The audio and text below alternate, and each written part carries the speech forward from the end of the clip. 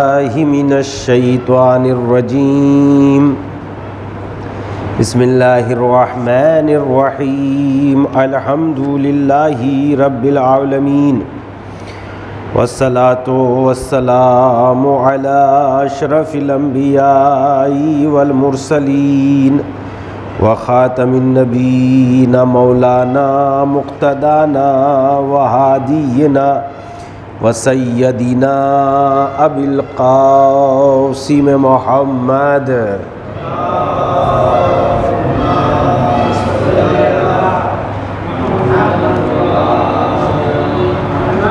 وعلی اہل بیتہ الطیبین الطاہرین المعصومین الغر المیامین الذین اذھب اللہ عنہم الرجس اہل البیت وطہرہم تطہیرا۔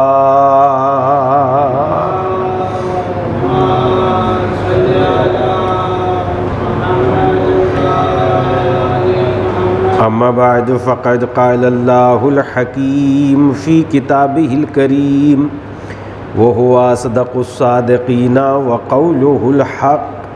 بسم اللہ الرحمن الرحیم افلا یتدبرون القرآن ام علی قلوب اقفالها، بھلا یہ لوگ قرآن مجید میں غور و فکر کیوں نہیں کرتے؟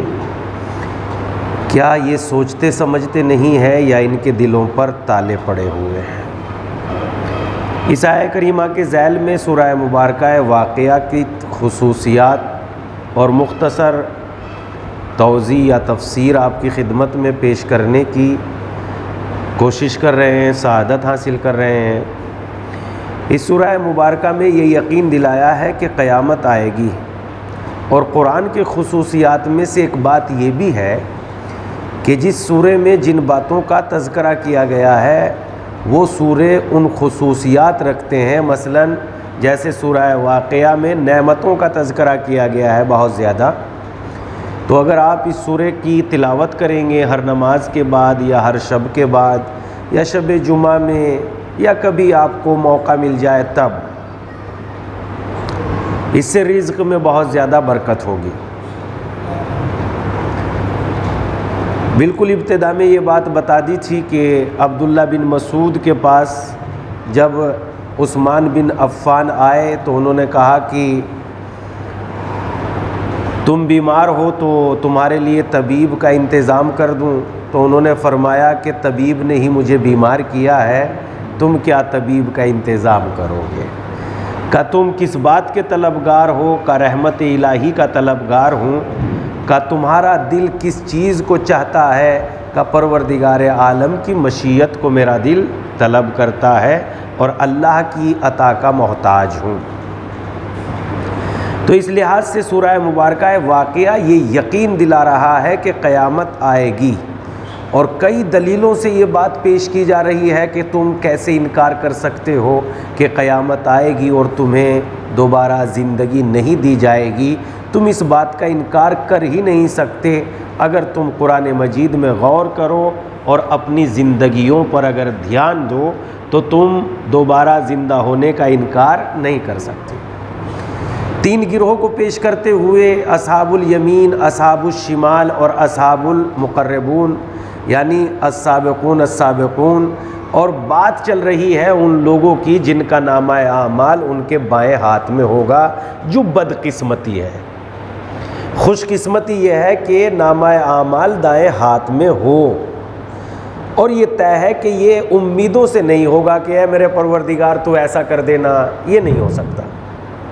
امیدوں سے کوئی چیز اے پروردگارہ میری قبر کو نور سے منور کر دینا، نہیں، نور کا انتظام یہیں سے کر کے جانا پڑے گا۔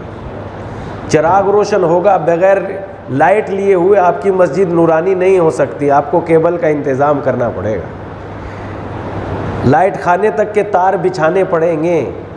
اگر آپ سمجھ رہے ہیں کہ ہم جو ہے دعا کر کے لائٹ جو ہے منگا لیں گے تو قیامت تک آپ دعا کرتے رہیے، انشاءاللہ لائٹ نہیں آئے گی۔ تو جب ایک لائٹ نہیں آ سکتی دنیا میں دعاؤں کے ذریعے، جس طریقے سے میں دعا کرتا ہوں، مجھے دعا اس طریقے سے کرنا چاہیے جس طریقے سے اہل بیت علیہم الصلاۃ والسلام نے بتایا ہے۔ تب تو دعا قابل قبول بھی ہے۔ لیکن اگر طاقت میرے ہاتھوں میں ہے اور میں کر رہا ہوں دعا، تو کیا اس کے لیے مجھے جواب نہیں دیا جائے گا کہ بھائی جب یہ بدن مضبوط تمہیں دے دیا ہے، محنت کرو، خدا تمہارے لیے رزق کا انتظام کر دے گا۔ اب میں محنت تو کر نہیں رہا، اب کہہ رہا ہوں پروردگارہ میرے رزق کا انتظام کر دے، نہیں ہو سکے گا۔ جو طاقت خداوند عالم نے دی ہے اسے پہلے استعمال کرو، اور جب استعمال کی وہ طاقت تھک جائے گی تو جناب اسماعیل کے قدموں سے پانی نکال کے خدا نے کہا جب تدبیر کے ہاتھ تھک جاتے ہیں تو تقدیر کے ہاتھ اسے سہارا دے دیتے ہیں۔ لہذا پہلے آپ کو اپنی طاقت خرچ کرنا پڑے گی۔ لہذا اس اعتبار سے ہم نے سمجھ لیا کہ ہماری دعاؤں سے تو قبر نورانی ہونے والی نہیں ہے، ہمیں یہیں سے عمل کر کے جانا پڑے گا۔ اصحاب المشأمہ کتنے بدقسمت ہیں وہ لوگ جن کا نامہ اعمال ان کے دائیں ہاتھ میں ہوگا، اور اس کی وجہ یہ ہے کہ جب ہم انہیں نعمتیں دیتے تھے تو نعمتیں شکر کا سبب نہیں بنتی تھی، بلکہ نعمتیں کفر کا سبب بن جاتی تھی، انکار کا سبب۔ یہ مغرور ہوتے چلے جاتے تھے، جبکہ نعمتوں پر انہیں شکر کرنا چاہیے تھا، مگر انہوں نے نعمتوں کو غلط استعمال کیا۔ پھر یہاں تک کہ کہنے لگے، جب نعمتوں کو غلط استعمال کیا تو کہنے لگے ارے بھلا جب ہم مر جائیں گے، گل سڑ جائیں گے، کوئی نام لیوا نہیں ہوگا، کون ہمیں مٹی سے دوبارہ اٹھائے گا؟ تو اب قرآن ان کے سلسلے میں کئی دلیلیں پیش کرتے ہوئے کہتا ہے، پہلے مثلاً اس نطفے کی مثال دیتا ہے جو شکم مادر میں بچہ بن جاتا ہے، کہ کون ہے جو تمہیں نئی خلقت شکم مادر میں عطا کرتا ہے؟ پھر اس دانے کی بات کرتا ہے جو انسان زمین میں ڈالتا ہے، پھر اس پانی کی بات کرتا ہے جسے اٹھایا سمندر میں سے ہی، مگر اتنا صاف ستھرا اور اتنا میٹھا کہ پینے کے لیے خوشگوار بھی بن جائے۔ اب اس کے بعد آخری دلیل میں قرآن کہتا ہے اس سلسلے میں کہ تم نے پہلے تو پانی کی بات کرتا ہے، افرأیتم الماء الذی تشربون، کیا تم نے اس پانی کو دیکھا ہے جسے تم پیتے ہو؟ اانتم انزلتموہ من المزن ام نحن المنزلون، کیا اس کو بادلوں سے تم برساتے ہو یا ہم برساتے ہیں؟ اب یہاں تک بات کرنے کے بعد کہتا ہے لو نشاء جاننا ہو جاجن فلولا تشکرون، اگر ہم چاہیں تو اسے کھاری بنا دیں، تم پی نہیں سکتے۔ سادہ پانی پیتے ہوئے کتنا زور پڑتا ہے، ٹھنڈے پانی میں کتنی لذتیں ہیں، جبکہ مشین نے ٹھنڈا کیا ہے، اگر اسے قدرت کے ہاتھوں نے ٹھنڈا کر دیا ہوتا تو کتنی اس میں لذت اور کتنی، واقعاً وہ پانی جو چشمے کا ہوتا ہے پیتے ہوئے آدمی کا دل نہیں بھرتا، اور پانی ہے کہ انسان کے اندر نئی طاقت پیدا کرتا چلا جاتا ہے۔ آپ جائیے کبھی کبھی دیکھیے چشمے کے پانی جو زمین سے پیدا ہو رہے ہیں، ان کی خوشبو ہی کچھ اور ہوتی ہے، وہ منظر ہی کچھ اور ہوتا ہے، انسان میں فرحت اور انسان کے اندر ایک تازگی پیدا کر دیتا ہے وہ منظر۔ تو قرآن مجید اسی منظر کو پیش کرتے ہوئے، اچھا جب بارش برس رہی ہو آپ اس وقت پانی پیجئے اور اس بارش میں آپ نہا لیجئے، دیکھیے کتنی ٹھنڈک اور کتنی لذت محسوس کریں گے۔ اور اس میں ایک سب سے بڑی چیز یہ ہوتی ہے کہ جو بدن میں گرمی کی وجہ سے پھوڑی پھنسیاں نکل جاتی ہیں، وہ پانی شفا بن جاتا ہے۔ جب برستا ہوا پانی شفا بن سکتا ہے تو جو اہل بیت علیہم السلام کا خون جس میں مل گیا ہو، جس کے در جس قدم جس زمین پر قدم اہل بیت کے رکھے گئے ہوں، وہ جگہ شفا کیوں نہیں بن سکتی؟ اس کے بعد قرآن کہتا ہے لو نشاء جاننا ہو جاجن فلولا تشکرون، اگر ہم چاہیں تو اس کو کھاری بنا دے، تم پی نہیں سکتے، ہم نے میٹھا بنایا ہے، کیا تم اس نعمت پہ شکر نہیں کرو گے کہ ہم نے پینے کے لائق بنایا ہے؟ اگر ہم چاہیں تو اسے پینے کے لائق نہیں چھوڑیں گے۔ اور واقعاً جب آدمی کو پانی نہ ملے تو ساری دنیا کی نعمت ایک طرف اور پانی کی نعمتیں ایک طرف، ایک بندہ مغرور ہو گیا اپنی عبادتوں پر، کہنے لگا کہ اتنی عبادت کی ہے جنت تو مل جائے گی۔ خدا نے بھی چاہا کہ اسے امتحان میں لایا جائے، سفر کر رہا تھا بیچارہ، جنگلوں میں پیاس لگنے لگی، اور جب پیاس لگے کبھی ادھر گرتا تھا تو کبھی آنکھوں کے سامنے اندھیرا آنے لگا۔ ایسے میں اللہ نے ایک فرشتے کو بھیج دیا، کندھے پہ مشکیزہ پڑی ہوئی ہے اور ٹھنڈا پانی اس کی مشکیزہ سے چمک رہا ہے کہ پانی ٹھنڈا ہے۔ یہ آگے بڑھا اور بڑھ کے کہنے لگا بھائی یہ گلاس پانی دے دے، تیرا بڑا احسان ہوگا۔ کہا ٹھیک ہے لے لے، مگر بدلے میں کیا دے گا؟ کہا میرے پاس بڑی عبادتیں ہیں، آدھی عبادت میں تجھے دے دوں گا۔ اس نے ایک گلاس پانی پلا دیا۔ ابھی جو آپ روزہ دار ہیں، روزہ رکھے ہوئے ہیں، جب ایک گلاس پانی پیتے ہیں پیاس بجھتی نہیں، بھڑکتی ہے۔ اس کی بھی پیاس بھڑکی، اس نے کہا بھئی ایک گلاس اور دے دے۔ کہا ابھی کیا دو گے؟ کہ آدھی عبادتیں اور صحیح، ابھی اس کی پیاس تھوڑی باقی تھی۔ اس نے کہا کہ تھوڑا سا اور دے دو۔ کہا اب تو تمہارے پاس کچھ بھی نہیں ہے، کیوں دے دوں؟ کہا بڑے اللہ کے نالائق بندے ہو، ایک اللہ کے بندے کو آدھا گلاس پانی نہیں دے سکتے بغیر اجرت کے؟ کہا اور تم بھی کتنے اللہ کے نالائق بندے ہو، زندگی بھر نعمتیں کھاتے رہے، عبادتوں کی اجرت مانگتے ہو،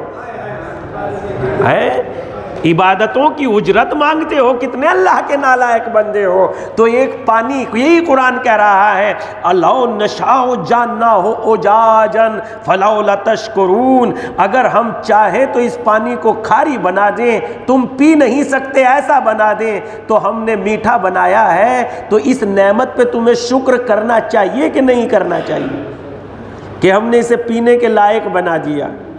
اسی لیے پیغمبر اسلام نے کہا، فرمایا حدیث ہے، جب آپ ٹھنڈا پانی پیتے تھے تو فرماتے تھے حمد ہے اس پروردگار کی جس نے ہمیں میٹھا اور تازہ پانی پلایا اور ہمارے گناہوں کی وجہ سے اسے کھاری اور کڑوا نہیں بنایا، ورنہ سارے گناہ بھول جائیں گے اگر صرف پانی کڑوا بنا دے بس۔ دیکھیے کس میں ہمت ہے گناہ کرنے کی، کون نماز نہیں پڑھنے کا دیکھ لیں گے، کون روزہ نہیں رکھنے کا یہ بھی دیکھ لیں گے، بس پانی کڑوا بنا دے، صرف پانی کڑوا، ساری نعمتوں کی برسات ہو مگر بس پانی کڑوا بنا دے، آپ یقین جانیے کوئی زندہ نہیں رہ سکتا۔ جس کی ایک نعمت ساری زندگی دے سکتی ہو، ایک نعمت، تو ہم تو ابھی ایک نعمت کے شکر گزار بندے نہیں بنے، چہ جائے کہ اس نے تو اعلان کر دیا لا کتنی نعمت تحصوہا، تم ہماری نعمتوں کو شمار نہیں کر سکتے، گن نہیں سکتے، ان تعدوا نعمت اللہ لا تحصوہا، تم ہماری نعمتوں کو شمار نہیں کر سکتے۔ اگر ہم چاہیں تو اس پانی کو کھاری بنا دیں۔ پھر کہتا ہے افرأیتم النار التی تورون، کیا تم نے اس آگ کو دیکھا ہے جسے تم جلاتے ہو؟ یہ فقط جہنم میں جلانے کے لیے نہیں ہے، آگ سب سے قیمتی سرمایہ ہے ہماری زندگی کو آگے بڑھانے کا۔ اگر آگ نہ ہوتی تو اسٹیم نہ بنتا، اسٹیم انجن نہ آتا تو سفر کے حالات بہت قوی نہ ہوتے، اگر یہ تیل میں پیٹرول میں اتنی طاقت نہ ہوتی، ہیٹ کی اگر طاقت نہ ہوتی تو ہوائی جہاز نہ اڑتے، سفر کے اتنے وجود نہ آتے، یہاں تک کہ بڑی بڑی مشینری جو اپنے آپ میں بڑے بڑے کام کرتی ہے انسانی زندگی کے لیے، ان کا دار و مدار بھی آگ پر ہی ہے۔ مثلا لوہے کو پنگھلا کے سریا بنانا، اس کا دار و مدار کس پر ہے؟ اور یہ سریا کتنا کام آتا ہے، برج بناتا ہے، محل بناتا ہے، مثلا اس کے علاوہ جو ہے روڈ بناتا ہے، تعمیر میں کام آتا ہے، مثلا گاڑی استعمال ہوتی ہے، فور ویلر بنتی ہے، کتنی ٹیرا وہ بڑی بڑی چھکڑا بڑی بڑی گاڑیاں بنتی ہے۔ اگر یہ لوہے میں یہ آگ میں یہ خاصیت نہ ہوتی کہ وہ لوہے کو پنگھلا سکے تو آپ گاڑیوں میں بیٹھ کے کہاں سے سیر کرتے، آپ جہاز میں بیٹھ کے کہاں سے اڑتے؟ اور اس کے بعد قرآن کہتا ہے افرأیتم النار التی تورون انتم، اس کے بعد کہتا ہے انتم انشأتم شجرتها ام نحن المنشئون، ایمانداری سے تو بتاؤ اس کو پیڑوں کے اندر تم نے پیدا کیا ہے یا ہم نے پیدا کیا ہے؟ خدا اپنی قدرت کا اعلان کر رہا ہے کہ جبکہ پیڑ کے اندر تو پانی ہی پانی ہوتا ہے مگر اس پانی کے اندر خدا نے پیڑ میں آگ کو پیدا کر دیا، جو آگ اور پانی کو ایک جمع کرنے کی طاقت رکھتا ہے، وہی تو تمہیں دوبارہ زمین سے زندہ اٹھانے کی بھی قدرت اور طاقت رکھتا ہے۔ انشاءاللہ اس سلسلے میں کل بات ہوگی۔ پروردگارہ تجھے واسطہ محمد و آل محمد کا ہماری اس مختصر سی گفتگو کو قبول فرما۔ پروردگارہ قرآن کے پروگرام، زیادہ سے زیادہ قرآن، زیادہ سے زیادہ تفسیریں ہماری مساجد کی زینت بن جائیں، اور پیغام اہل بیت جو قرآن مجید کے ذیل میں اہل بیت نے احادیث فرمائی ہیں وہ ہمیں سننے کا زیادہ سے زیادہ موقع ملے ایسی توفیق عنایت فرما۔ پروردگارہ تجھے واسطہ محمد و آل محمد کا ہم علم دوست ہو جائیں ایسی سعادت عنایت فرما۔ پروردگارہ ہم زیادہ سے زیادہ علم حاصل کر کے اس پر عمل کریں ایسی توفیق عنایت فرما۔ پروردگارہ اکڑنے کی حس ختم کر دے اور سمجھنے کی حس پیدا فرما۔ پروردگارہ تجھے واسطہ محمد و آل محمد کا عبادت کرنا بڑی بات نہیں ہے، مجھے میری غلطی کا احساس ہو جانا عبادت سے بڑی عبادت ہے، مجھے یہ توفیق عنایت فرما۔ پروردگارہ تجھے واسطہ محمد و آل محمد کا ہمارے آقا و مولا کے ظہور میں تعجیل فرما۔